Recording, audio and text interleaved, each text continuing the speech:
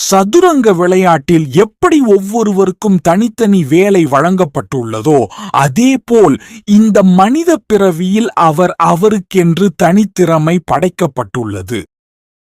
எந்த இடத்தில் எந்த காரணத்திற்காக நீங்கள் உதாசீனப்படுத்தப்பட்டதாய் உணர்கிறீர்களோ அங்குதான் இருக்கிறது உங்கள் வெற்றிக்கான முதல் படி.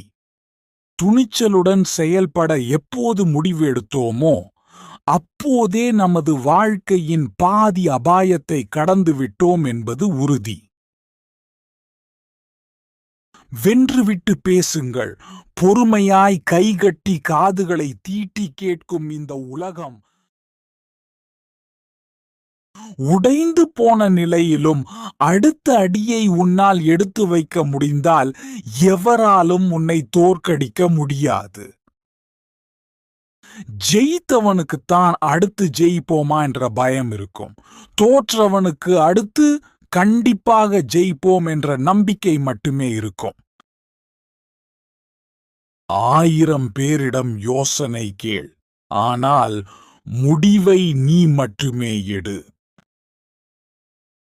இதுவரை நடந்ததை யோசிப்பதை விட இனி எப்படி நடக்க வேண்டும் என்னை யோசிப்பவர்களே வாழத் தெரிந்தவர்கள்.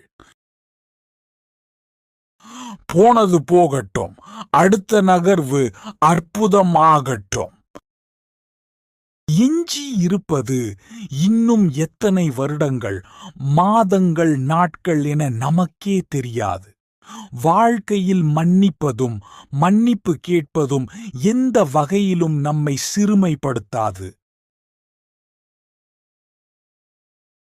ஆட்டம் முடிந்ததும் ராஜாவும் சிப்பாயும் ஒரே பெட்டியில்தான். இவ்வளவுதான் வாழ்க்கை.